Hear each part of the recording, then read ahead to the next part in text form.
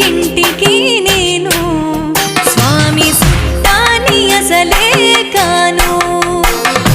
నాకే బాధలు ఉన్నా నంది చెవులోనే చెబుతూ ఉన్నా.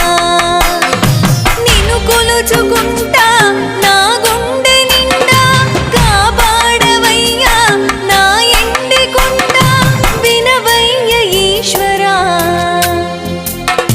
నీ ఆజ్ఞ లేనిదే స్వామి చిన్న చీమైన కుట్టదే